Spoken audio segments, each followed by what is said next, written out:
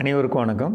இன்றைய பதிவில் நம்ம பார்க்க போகிற விஷயம் என்னென்னா, ஏல சாகுபடியில் இந்த வறட்சி காலத்தில், அதாவது வறட்சின்னா பனியோட வறட்சி. மழை முடிஞ்சு கொஞ்சம் வெயில் ஜாஸ்தி அடிக்குது ஏலம் விளையக்கூடிய பகுதியிலெல்லாம். அதே நேரத்தில் பனியும் அதிகமாக இருக்குது. பனியுமே ஒரு மாதிரியான வறட்சி. அது என்ன செய்யும் அப்படின்னா, இலைகள் மேலே இருக்கக்கூடிய அந்த ஈரப்பதத்தை எல்லாம் எடுத்துக்கிட்டே இருக்கும். இந்த மாதிரி ஒரு அமைப்பை கொடுக்குங்க. இதாலையும் நம்மளுடைய சரங்களோட நுனி கருகிறது. ஒரு காய் வருதுன்னா காயோட நுனி கருகிறது, சிம்புவோட நுனி கருகிறது. இந்த வேலையெல்லாம் நடக்கும். இலைகளில் பார்த்தா போதுமான ஈரம் இல்லாதனாலையும் இருக்கிறதும் போயிட்டுருக்கிறதுனால, உணவு தயாரிக்கிற செயல்பாடு கம்மியாக இருக்கிறதுனால ஓரமெல்லாம் பார்த்தா காஞ்ச மாதிரி பழுப்பாயிடும். ஓரமெல்லாம் காஞ்ச மாதிரி பழுப்பாயிடும். இதுதான் அறிகுறி.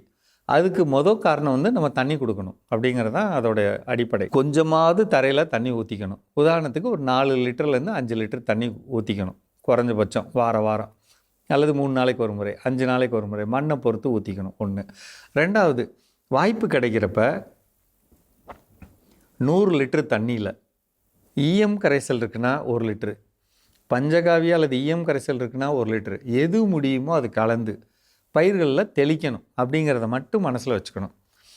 இந்த காலத்தை பொறுத்தளவில் தயவுசெய்து இந்த பதிவை பார்க்குறவங்க எந்த பயிர் வச்சுருந்தாலும் கொஞ்சம் சிரமப்பட்டாவது ஒரு முக்கியமான திரவத்தை வாங்கி வச்சுக்கோங்க. அதுக்கு பேர் பிபிஎஃப்எம்.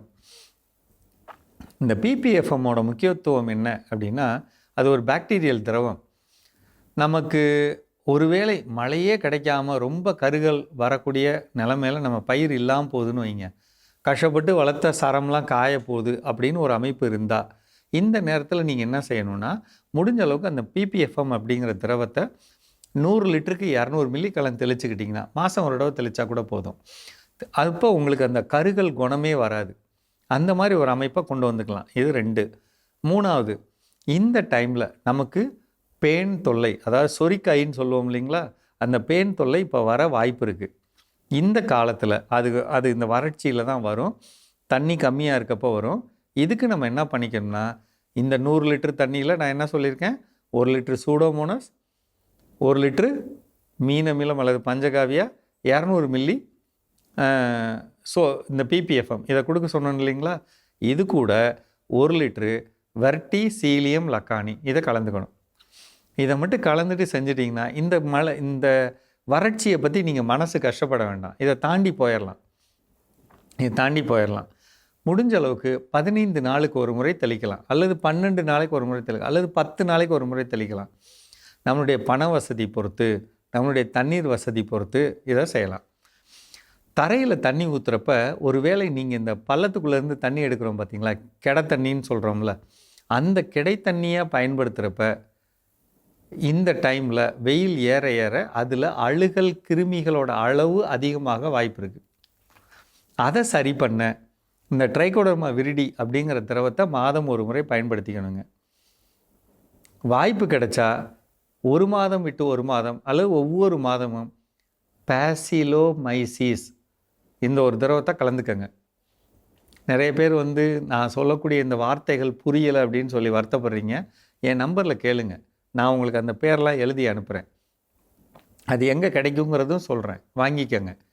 ஆனால் கொடுக்காம விட்டோம்னா ஏலப்பயிர்களை பொறுத்தவரையில் நமக்கு இவ்வளவு காலம் மழைக்காலத்தில் அருமையாக விதையாக மாறி நம்ம விற்பனை பண்ணணுங்கிற நேரத்தில் சரியில்லாமல் போக வாய்ப்பு இருக்குது.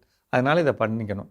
அதே மாதிரி அப்சா 80, அப்சா 80 அப்படின்னு ஒரு திரவம் இருக்குங்க. அப்சா 80 ஆன்லைனில் பார்த்தா தெரியும். APSA அப்சா 80 அப்படி ஒரு திரவம் இருக்குது. அந்த திரவத்தை வாங்கிக்கிட்டிங்கன்னா, இதே 100 லிட்டரில் 30 மில்லி கலந்துக்கிட்டிங்கன்னா, அல்லது 60 மில்லி வரலும் கலந்துக்கிட்டா நமக்கு வெயிட்டு கூடும். நம்ம ஏ காய், பி காய், சி காயின்னு சொல்கிறோம் இல்லைங்களா, அந்த 8 மில்லிமீட்டர் காய் வர்றப்ப எடையும் கிடைக்க அந்த திரவம் ரொம்ப முக்கியம். அது நமக்கு ஒரு சுண்ணாம்பு சத்து, சாம்பல் சத்தோடு சேர்ந்து கொஞ்சம் நல்ல வெயிட்டு ஏறதுக்கு மாதிரி திரவம் செய்கிறதுக்கு அது முக்கியமான திரவம். ஏலப்பயிர் மட்டும் இல்லைங்க, எந்த பயிர்லையும் எடை கிடைக்க அதை நீங்கள் பயன்படுத்தலாம். கொஞ்சம் முயற்சி பண்ணுங்கள். ஏலப்பயிர் சாகுபடி ரொம்ப கவனமாக இனிமேல் வரக்கூடிய மாதங்களில் செய்யக்கூடியது. சந்தேகம் இருந்தால் கேட்டுக்கோங்க. மீண்டும் சந்திப்போம்.